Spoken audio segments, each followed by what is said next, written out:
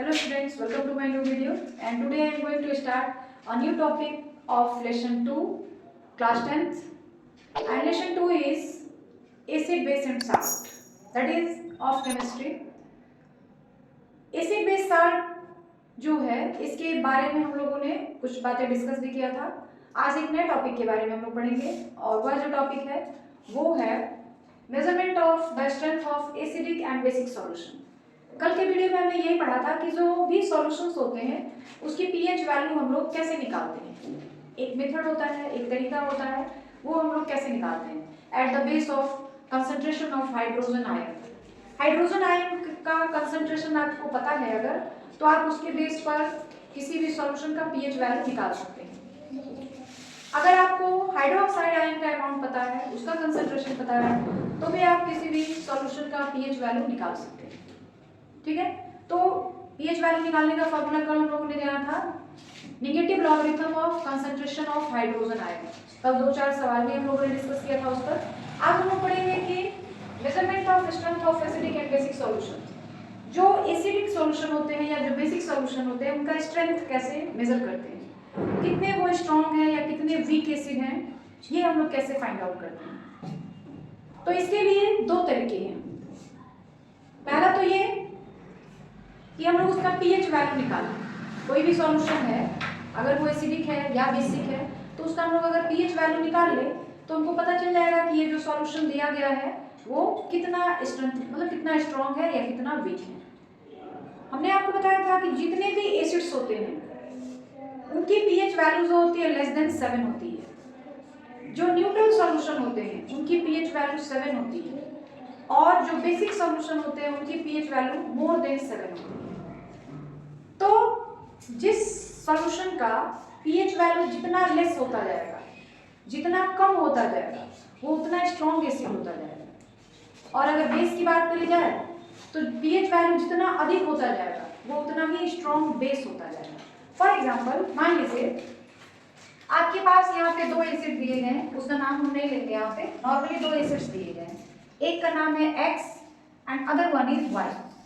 दो एसिड्स दिए गए हैं, दोनों की पीएच वैल्यू दे दी गई है।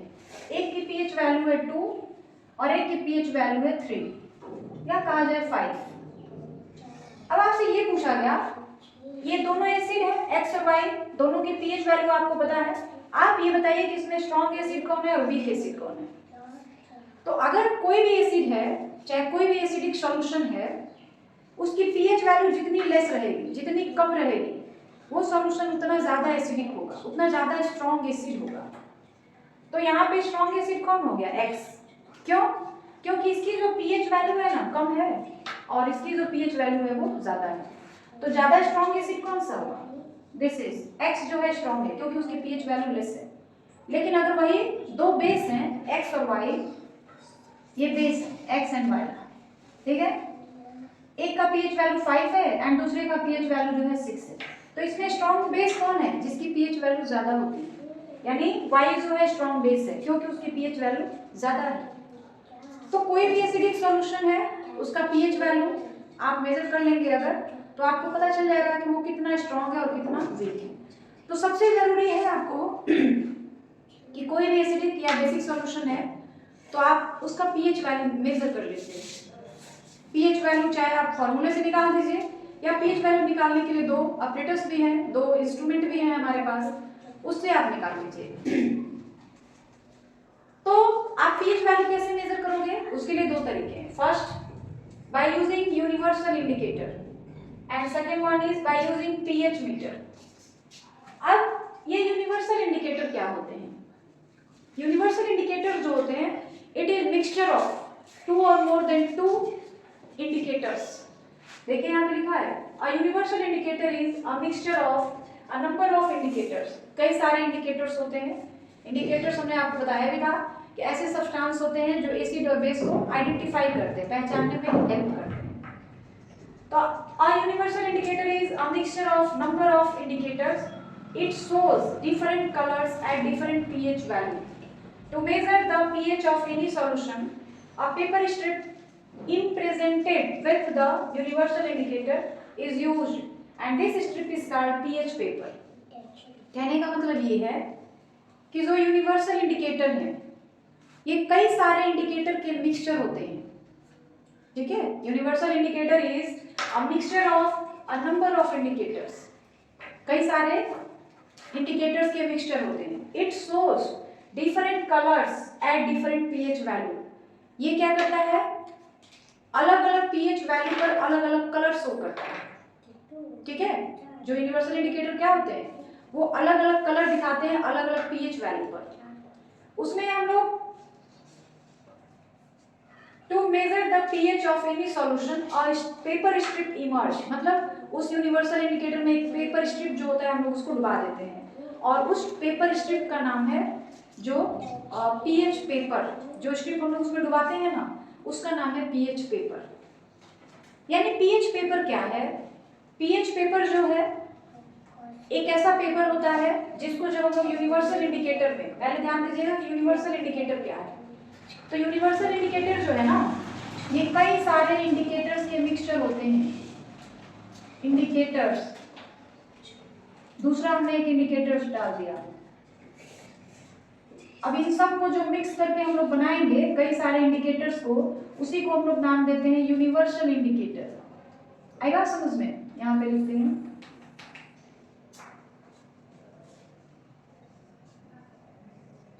कई सारे इंडिकेटर को मिक्स करके जब एक इंडिकेटर तैयार किया जाता है तो उसको हम लोग कहते हैं यूनिवर्सल इंडिकेटर, ठीक।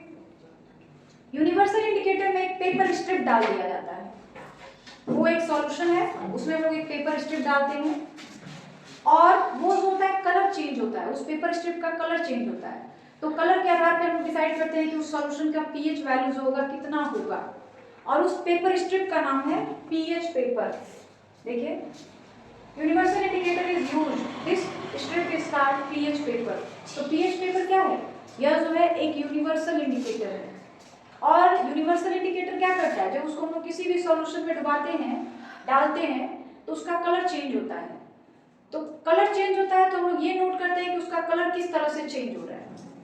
जैसे ही कलर चेंज होगा तो हम लोग फिर ये डिसाइड करेंगे कि ये किस तरह, इसकी पीएच वैल्यू कितनी होगी। तो वो सारे कलर्स यहाँ पे लिखे गए हैं। पीएच वैल्यू जो होती है 0 से लेकर के 14 तक होती है, ठीक है। आपको एक पेपर स्ट्रिप दे दिया गया है जो जिसको हम लोग पीएच पेपर कह रहे हैं, यूनिवर्सल इंडिकेटर में हमने डाला। मान लीजिए इस पेपर का कलर हो गया डार्क रेड, ठीक है। तो जैसे ही हमने उसमें डाला उसका कलर हो गया डार्क रेड। इट मींस जो सॉल्यूशन आपने लिया हुआ है उसकी पीएच वैल्यू कितनी होगी, 0। पीएच वैल्यू 0 रहेगी तो जो पीएच पेपर है उसका कलर हो जाएगा डार्क रेड। पीएच वैल्यू अगर 1 होगी तो उसका जो पेपर स्ट्रिप आपने यूज किया है उसका कलर हो जाएगा रेड। अगर पीएच वैल्यू 2 होगी तो भी पेपर स्ट्रिप का कलर जो होगा रेड हो जाएगा। अगर पीएच वैल्यू 3 होगी तो जो पेपर स्ट्रिप है उसका कलर ऑरेंज हो जाएगा। अगर पीएच वैल्यू 4 होगी तो जो आपका पेपर स्ट्रिप है उसकी जो कलर होगी वो कैसी हो जाएगी, ऑरेंज। तो देखिए यहाँ भी ऑरेंज है, यहाँ भी ऑरेंज है, मतलब अगर ऑरेंज हुआ तो हम लोग ये कहेंगे कि इसकी जो पीएच वैल्यू है 3 और 4 के बीच में होगी। 3 भी हो सकता है, 4 भी हो सकता है, क्योंकि दोनों का ही कलर जो है ऑरेंज है। इन दोनों में रेड आपको दिख रहा है, मतलब अगर रेड आता है कलर आपका तो आप कह सकते हैं कि जो पीएच वैल्यू होगी 1 और 2 के बीच में होगी। आ रही बात समझ में। तो ये पीएच पेपर जो है ना यह रेंज बताता है कि किसी भी एसिडिक और बेसिक सॉल्यूशन का पीएच का जो रेंज है वो कितना होगा। परफेक्ट वैल्यू नहीं बताता है, क्योंकि देखिए यहाँ दो जगह रेड लिखा हुआ है। तो अगर रेड आ गया कलर हमारे पीएच पेपर का तो हम लोग क्या करेंगे, उसकी पीएच वैल्यू कितनी है, 1 है या 2 है। तो आप 1 भी कह सकते हैं, 2 भी कह सकते हैं, मतलब उसकी पीएच वैल्यू 1 और 2 के बीच में होगी। यहाँ पे भी ऑरेंज है, यहाँ पे भी ऑरेंज है। अगर हमने स्ट्रिप डाला, पीएच पेपर डाला यूनिवर्सल इंडिकेटर में और उसका जो कलर है ऑरेंज हो गया, तो क्या कहेंगे, 3 कहेंगे या 4 कहेंगे। तब वहां पे हम लोग रेंज बताएंगे कि जो पीएच वैल्यू का रेंज होगा वो कहां से कहां तक होगा, 3 से लेके 4 तक। आई बात समझ में। तो इस तरह से ये पीएच पेपर है और इसमें किस तरह से कलर चेंज होता है वो बताया गया है। तो पीएच पेपर की खासियत ये होती है कि वो रेंज बताता है। PH value perfect accurate pH value नहीं बताता है, केवल रेंज बताता है कि पीएच वैल्यू यहाँ से यहाँ तक, इससे इसके बीच में होगी। आई बात समझ में। दूसरा जो है by using pH meter, type का इंस्ट्रूमेंट है जो हम लोग यूज करते हैं किसी एसिडिक या बेसिक सॉल्यूशन का पीएच वैल्यू निकालने के लिए, ठीक है। अब ये पीएच मीटर क्या है? The pH of solution is measured accurately with the help of an instrument called pH paper. अब ये सॉरी पीएच पेपर नहीं होगा, यहाँ पे पीएच मीटर होगा, पीएच मीटर, ठीक है। The pH of solution is measured accurately with the help of an instrument called pH meter. ये जो यूनिवर्सल इंडिकेटर है ना, या जो pH पेपर है, ये दोनों एक्यूरेट वैल्यू नहीं बताते हैं। किसी भी सॉल्यूशन का pH वैल्यू कितना है ये नहीं बताएंगे। ये pH पेपर या यूनिवर्सल इंडिकेटर जो होते हैं ना, वो रेंज बताते हैं कि इस सॉल्यूशन का जो pH वैल्यू होगा वो किसके किसके बीच में होगा, वो केवल रेंज बताते हैं। लेकिन जो pH मीटर है वो आपको परफेक्ट pH वैल्यू बताता है। कोई भी सॉल्यूशन है उसका परफेक्ट pH वैल्यू कितना होगा वो बताता है। pH meter, the pH of a solution is measured accurately with the help of an instrument called pH meter. pH meter एक ऐसा इंस्ट्रूमेंट है जिसके हेल्प से हम लोग किसी भी एसिडिक और बेसिक सॉल्यूशन का एक्यूरेट pH वैल्यू निकाल सकते हैं। मतलब ये pH मीटर कोई स्केल टाइप का होगा जिसको हम लोग सॉल्यूशन में डालेंगे तो उसमें दिखाएगा कि इसका जो pH वैल्यू है वो कितना है। जैसे थर्मामीटर होता है ना, अगर उसको हम लोग वाटर में डालते हैं तो वाटर का टेम्परेचर अगर गर्म है वाटर तो 100 डिग्री सेल्सियस दिखाने लगता है। तो उसी तरह से जो pH मीटर होता है उसको भी जो हम लोग किसी एसिडिक या बेसिक सॉल्यूशन में डालते हैं तो वो pH वैल्यू बता देता है उस सॉल्यूशन की कि इसका एक्यूरेट pH वैल्यू कितना है, 2 है कि 3 है कि 4 है कि 5 है। लेकिन pH पेपर क्या करता है, यूनिवर्सल इंडिकेटर क्या करता है, वो एक्यूरेट वैल्यू मेजर करके नहीं बताता है, वो रेंज बताता है कि इसकी pH वैल्यू जो होगी 3 से 4 के बीच में होगी, इसकी pH वैल्यू 5 और 6 के बीच में होगी, इसकी pH वैल्यू 7 और 8 के बीच में होगी, तो वो रेंज बताता है। इसीलिए अगर हमको किसी सॉल्यूशन का pH वैल्यू निकालना होता है तो हम सबसे अच्छा किसको मानते हैं, pH मीटर को मानते हैं, pH पेपर को नहीं। pH पेपर को इसलिए हम लोग अच्छा नहीं मानते हैं क्योंकि वह तो केवल रेंज बता रहा है कि अगर एक सॉल्यूशन दिया गया है तो उसकी pH वैल्यू 3 और 4 के बीच में हो सकती है, 5 और 6 के बीच में हो सकती है, वो रेंज बताता है। लेकिन pH मीटर क्या करता है, वो परफेक्ट एक्यूरेट pH वैल्यू बता देता है। इसीलिए pH वैल्यू अगर आपको फाइंड करना होता है, मेजर करना होता है तो हम लोग pH मीटर का ज्यादा यूज करते हैं, pH पेपर का कम यूज करते हैं। क्योंकि pH पेपर में कलर चेंज होता है, तो कलर चेंज होता है तो अब आपको ये याद रखना पड़ेगा कि कलर चेंज होगा तो उसकी pH वैल्यू क्या होगी। जैसे अगर डार्क रेड है तो उसकी pH वैल्यू 0 होगी, रेड है तो उसकी pH वैल्यू 1 होगी, फिर रेड है तो उसकी pH वैल्यू 1 होगी। तो कलर के हिसाब से आपको pH वैल्यू भी याद रखना पड़ेगा, थोड़ा टफ है। लेकिन pH मीटर इसमें कोई दिक्कत नहीं, आप तुरंत उसको सॉल्यूशन में डालिए और उस सॉल्यूशन का pH वैल्यू जितना होगा स्केल पर दिखने लगेगा, आप समझ जाइएगा, ठीक है। तो ये दोनों टॉपिक्स आपको क्लियर हो गए, यूनिवर्सल इंडिकेटर क्या है, pH पेपर क्या है और pH मीटर क्या है, क्लियर हो गया। pH पेपर एक यूनिवर्सल इंडिकेटर है और pH मीटर भी एक इंस्ट्रूमेंट है जिसकी सहायता से हम लोग pH वैल्यू किसी सॉल्यूशन का निकाल सकते हैं, क्लियर है। आगे बढ़ा जाएगा। अगला टॉपिक है role of pH in everyday life. मतलब ये कि जो pH है, pH वैल्यू होती है जो 0 to 14 होती है, इसका हमारे रोज की जिंदगी में, डेली लाइफ में क्या यूज है, ठीक है। pH play an important role in our everyday life, including digestion of food, growth of plants and teeth decay. मतलब ये कि जो pH है वो हमारे डेली की लाइफ में बहुत ही इंपॉर्टेंट रोल प्ले करता है। जैसे डाइजेशन ऑफ फूड में जो हम लोग के शरीर में खाना पचता है उसमें भी pH वैल्यू का यूज किया जाता है। ग्रोथ ऑफ प्लांट जो होते हैं बढ़ते हैं उसमें भी pH वैल्यू यूज होती है। टीथ डीके जो दांत टूटकर गिरते हैं उसमें भी pH का यूज होता है। देखिए कैसे, पहला है digestion of food. The pH of stomach is between 1 and 3, which activates the growth of enzyme and this enzyme digest food. जो हमारा स्टमक है उसकी जो pH वैल्यू होती है वो 1 और 3 के बीच में होती है, ठीक है। और इसी pH वैल्यू के बीच में जो एंजाइम्स होते हैं वो एक्टिवेट्स होते हैं, उनकी ग्रोथ ज्यादा होती है। जितना एंजाइम एक्टिवेट्स होंगे ना हमारे शरीर में जो खाना होगा उतना आसानी से डाइजेस्ट हो जाएगा, पच जाएगा। तो स्टमक का जो pH वैल्यू होता है 1 और 3 के बीच में होता है, जिसकी वजह से जो एंजाइम होते हैं इसी पीएच के रेंज में ज़्यादा ग्रोथ करते हैं और जो हमारा फूड होता है वो आसानी से डाइजेस्ट हो जाता है। यानी भोजन को पचाने में, खाना को पचाने में भी पीएच वैल्यू का बहुत ही इंपॉर्टेंट रोल है। ठीक है, अगर पीएच वैल्यू हमारे स्टमक का 3 से अधिक हो जाए तब भी हमें प्रॉब्लम हो सकती है।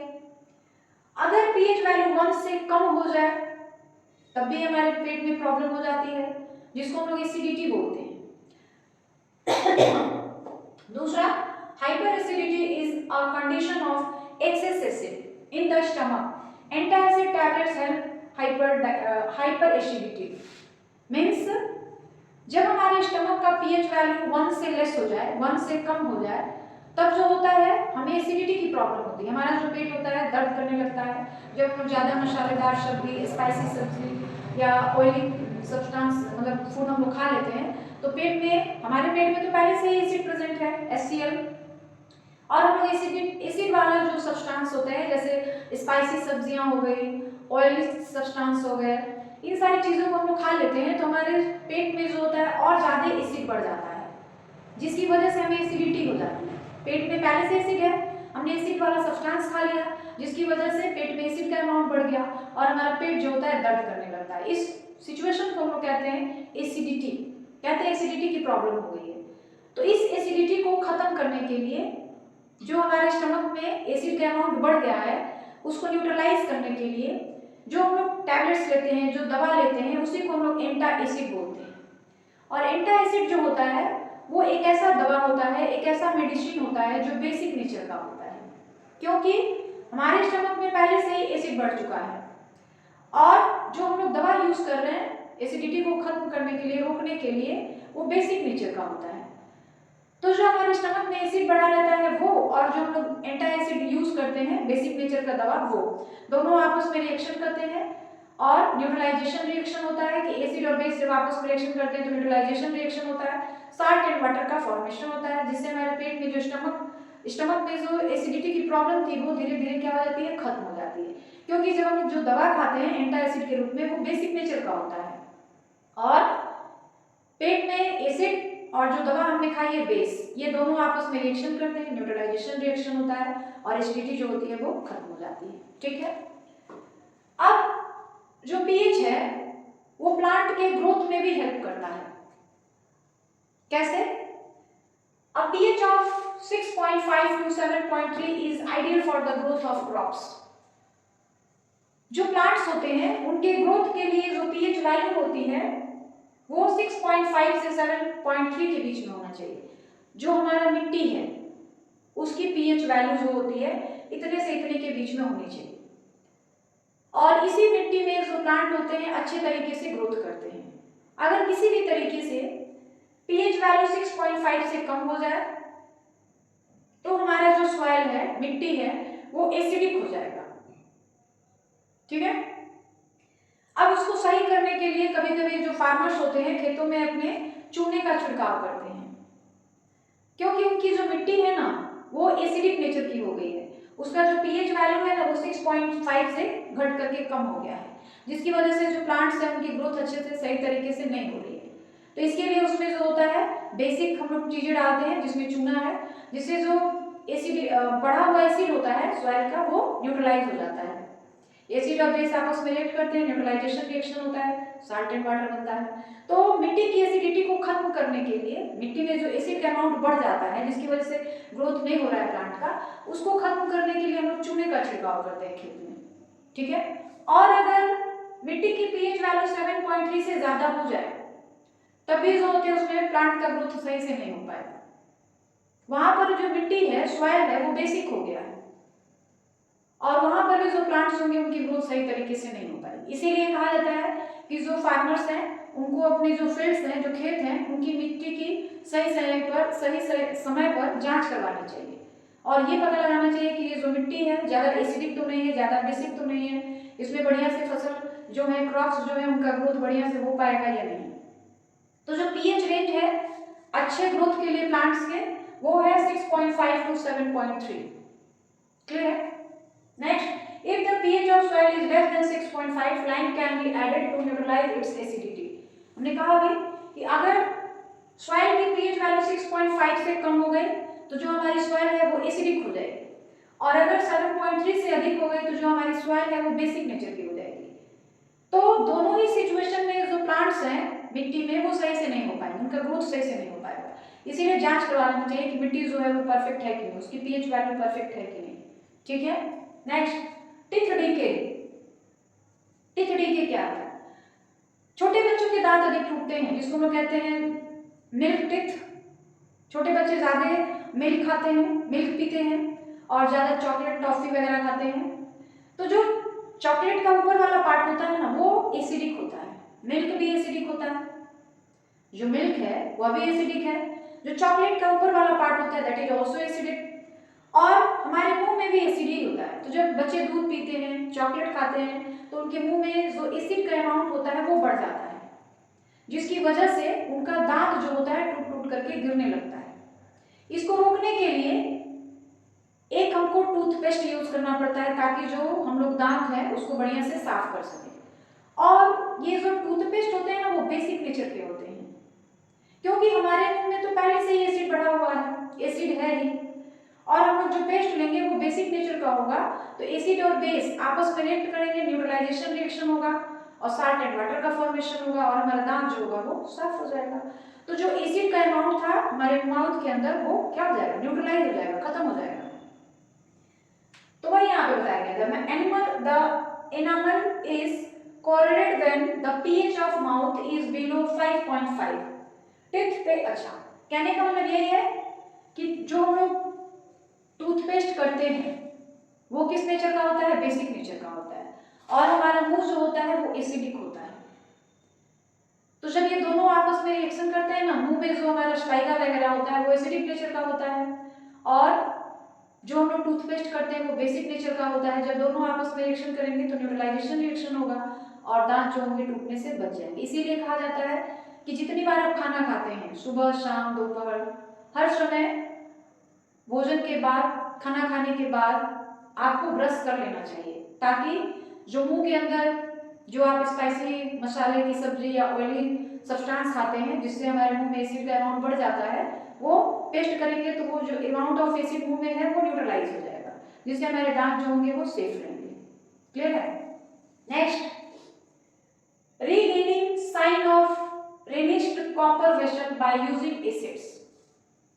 पीएच का जो यूज होता है ना, जो कॉपर के बर्तन होते हैं, तांबे के बर्तन होते हैं, उनको साफ करने में भी किया जाता है। जैसे तांबे के बर्तन अगर काफी दिनों तक कहीं रखा हुआ है तो वो एयर में जो ऑक्सीजन होते हैं उससे रिएक्शन करके कॉपर ऑक्साइड बना लेते हैं, जिसकी वजह से जो तांबे के बर्तन होते हैं उनका सरफेस पूरी तरह से ब्लैक हो जाता है, तो वो डल हो जाता है, उसका शाइनिंग सरफेस होता है वो खत्म हो जाता है। तो उसको साफ करने के लिए अब जो बर्तन के ऊपर जो सरफेस बना है, जो लेयर बना है वो कॉपर ऑक्साइड का है, तो उसको, और कॉपर ऑक्साइड, मेटल ऑक्साइड जो होते हैं बेसिक नेचर के होते हैं। जो मेटल ऑक्साइड्स होते हैं वो सारे किस नेचर के होते हैं, बेसिक नेचर के होते हैं, और नॉन मेटल का ऑक्साइड जो होता है वो एसिडिक नेचर का होता है। तो कॉपर ऑक्साइड जो है Cu या Cu2O ये बेसिक नेचर के होते हैं, तो उनको न्यूट्रलाइज करने के लिए उसके ऊपर जो भी चीज हम लोग रब करें, स्क्रब करें, वो किस नेचर का होना चाहिए, एसिडिक नेचर का होना चाहिए। तभी तो बेस और एसिड मिलेंगे तो न्यूट्रलाइजेशन रिएक्शन होगा, साल्ट एंड वाटर बनेंगे और आपका जो बर्तन होगा फिर से साफ हो जाएगा। तो कॉपर के बर्तन को साफ करने के लिए, उसके डल सरफेस को शाइनिंग करने के लिए हम लोग कॉपर के बर्तन के ऊपर नींबू रगड़ते हैं, लेमन जूस जिसमें साइट्रिक एसिड होता है। तो कॉपर ऑक्साइड बेसिक हो गया, लेमन जूस एसिड हो गया, जब दोनों आपस में मिलते हैं उनके बीच रिएक्शन होता है तो न्यूट्रलाइजेशन रिएक्शन होता है, और हमारा कॉपर का जो बर्तन होता है वो फिर से शाइनिंग हो जाता है, फिर से चमकदार हो जाता है। तो यहाँ पर भी पीएच वैल्यू का कहीं ना कहीं यूज किया जा रहा है। ठीक है, next, pH can be used as self defence by animals and plants. जो बीज होती हैं, मधुमक्खियां होती हैं, उनके शरीर के अंदर फॉर्मिक एसिड पाया जाता है।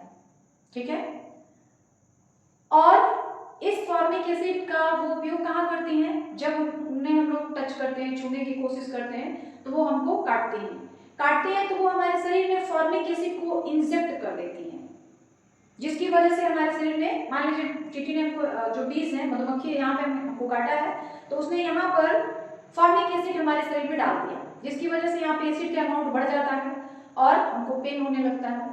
तो उसको अब खत्म करने के लिए, न्यूट्रलाइज करने के लिए हमको कोई ऐसा मेडिसिन यूज करना चाहिए जो बेसिक नेचर का हो। कहा जाता है उस पर लोहा रगड़ दीजिए। कहीं आपको अगर मधुमक्खी ने काटा है तो लोग कहते हैं चूना लगा दीजिए, लोहा रगड़ दीजिए, ये फायदेमंद होंगे। इसलिए कि चूना जो है कैल्शियम ऑक्साइड वह भी बेसिक नेचर का होता है, और हमारे शरीर में जो मधुमक्खी ने हमको काटा है वो एसिड है। तो जब एसिड पर हम बेस रखेंगे, बेस को मिलाएंगे, तो एसिड और बेस आपस में रिएक्शन करेंगे, न्यूट्रलाइजेशन रिएक्शन होगा और हमारा दर्द जो है वो थोड़ा सा कम हो जाएगा। इसी तरीके से बहुत सारे ऐसे प्लांट्स हैं जिनके लीफ में, पत्तियों में फॉर्मिक एसिड पाए जाते हैं। कैक्टस के जो पौधे होते हैं, प्लांट्स होते हैं, उनका जो कांटा होता है ना, उसमें भी फॉर्मिक एसिड पाया जाता है। जब कोई उसको टच करने जाता है तो कांटा हमें चुभ जाता है, जिसकी वजह से हमारे शरीर में फॉर्मिक एसिड चला जाता है और हमें फिर से पेन होने लगता है। तो हमने अभी बताया कि उसको कम करने के लिए आप ऐसे मेडिसिन का यूज करिए जो बेसिक नेचर का हो, ताकि हमारे शरीर का जो एसिड बढ़ा हुआ है वो और बेसिक दोनों आपस में रिएक्शन करें, न्यूट्रलाइजेशन रिएक्शन हो जाए। क्लियर है? तो ये सारे जो हैं हमारी डेली की लाइफ में यूज होने वाले जो मतलब पीएच वैल्यू जो है हमारी डेली की लाइफ में किस तरह से हेल्पफुल होती है, किस तरह से यूज होती है, ये सारी चीजें यहाँ पे बताई गई हैं। और ये मोस्ट इंपॉर्टेंट टॉपिक है आपके एग्जाम के लिए। इसमें से जरूर एक सवाल आता ही है आपके पेपर में, इसलिए इन सारी चीजों को अच्छे से आपको याद रखना है, अच्छे से इसको बढ़िया से पढ़ना है, ठीक है, ताकि आपको पेपर के समय कोई भी परेशानी न उठाना पड़े। तो ये सारे टॉपिक्स आपको क्लियर हो गए अच्छे से, कोई कंफ्यूजन नहीं है? देखो बेटा, कोई भी कंफ्यूजन हो तो आप कमेंट में जरूर पूछिएगा, जहां तक संभव हो पाएगा मैं उस पूरी कोशिश करूंगी कि आपका जो भी मतलब जो भी क्वेश्चन है या जो भी डाउट्स हैं उसको क्लियर कर दिए जाए, ठीक है। तो आज के वीडियो में बस इतना ही, बाकी हम लोग अब कल के वीडियो में जानेंगे। और वीडियो के लास्ट में मैं यही कहूंगी कि आप जितना ज़्यादा हो सके मेरे वीडियो को लाइक करें, शेयर करें, और जो भी कमियां हो कमेंट में बताएं, ताकि मैं उस कमी को दूर कर सकूं और चैनल को और आगे बढ़ाया जा सके।